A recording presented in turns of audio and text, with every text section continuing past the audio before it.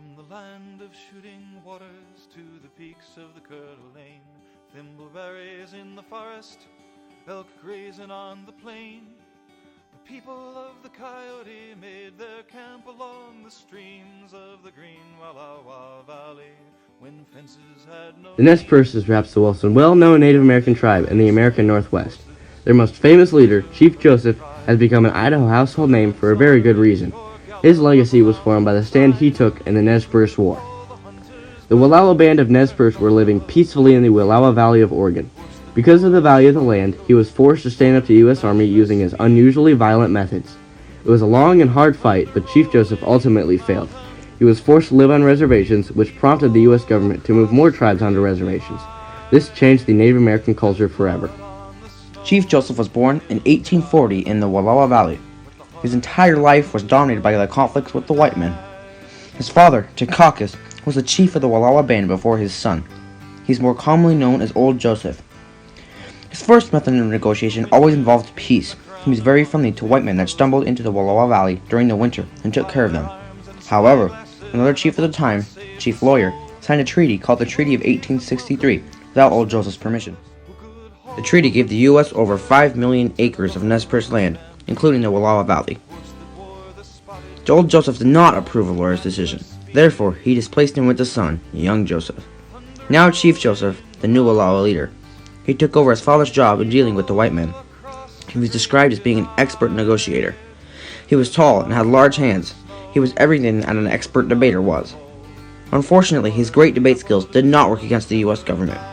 Chief Joseph tried to right the wrongs of Chief Lawyer and restore the Wallowa Valley to the Nez Perce.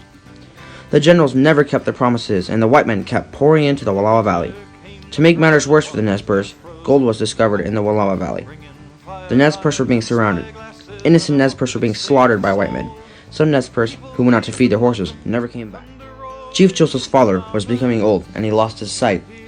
One day, Secaucus sent for his son. Chief Joseph arrived and saw that his father was dying. Old Joseph told his son, "My body is returning to the earth. This country holds the bones of your father. Do not sell the bones of your father and your mother." Chief Joseph grasped his father's hand and told him he would protect the land with all his heart. He buried his father beside the Wallowa River. The turning point in the conflict and the final cause of the war actually came from the Nez Perce. 3 young Nez Perce men, whose fathers were killed by white men, wanted revenge.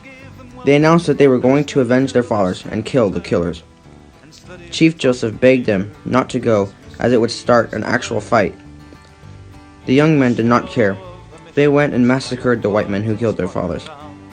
General Howard gave the Nez Perce 30 days to pack up camp and leave, or else he'd send troops.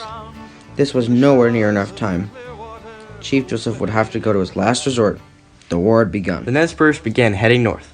They came to the Bear Paw battlefield in what is now Blaine County, Montana. Joseph remembered the feeling of security when they came to Bear Paw. General Nelson A. Miles in the Army was right on the Nez Perce's tail. Miles and Joseph became good friends after the war, and Miles had promised their land and some resources back, but he had to obey General Howard's orders. Miles, along with 400 troops and scouts, closed on the Nez Perce, who were camping on a creek 40 miles from the border to Canada. As Nez Perce ran to try to corral some horses, soldiers charged, with a sound that Joseph described as stampeding buffaloes. In the first day of battle, Chief Joseph learned that Ollicott had been killed. Another of Chief Joseph's daughters, Cap-Cap-On-Me, along with Nez Perce that were cut off, fled north to Canada. It was dreadfully cold, and the Nez Perce had no blankets. Warriors were being leveled by the hail of gunfire. Children were crying in the cold. Yellow Bull, Chief Joseph's nephew, remembered, "Flash of guns through it all, I felt the approaching end." The Nez Perce held up for 5 freezing and snowy days. On the 6th, Chief Joseph told Looking Glass that he would surrender. Looking Glass opposed. Almost immediately after, Looking Glass was shot and killed.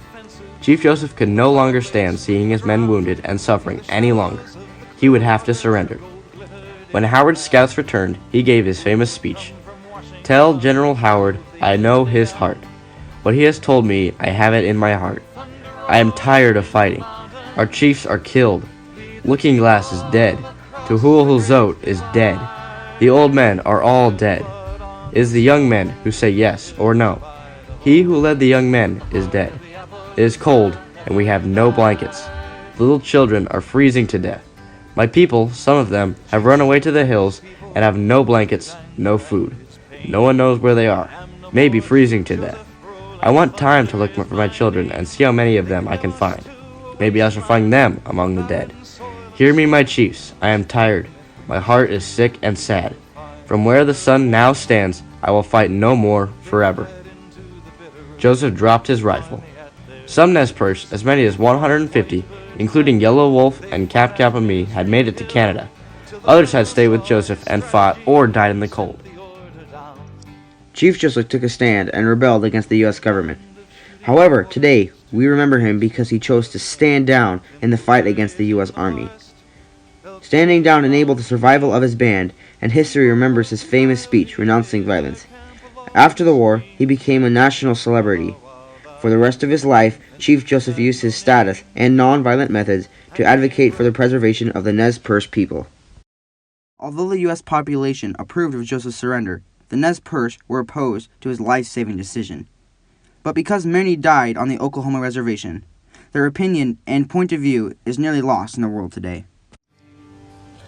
Although Chief Joseph died in 1904, his legacy lives on. The Nez Perce Reservation still lies in northern Idaho, just south of Moscow. A lookout exhibit has been erected along Highway 95 overlooking Whitebird Canyon. In Joseph, Oregon, Chief Joseph Days is held every July. Many other Idaho Native American tribes still live in exile. The Nez Perce today are struggling to save their culture, to keep Chief Joseph's legacy alive. They are afraid they will lose their language. Without the language, they lose the culture. If they lose the culture and their ability to communicate it to the rest of America, the legacy of Chief Joseph will be lost.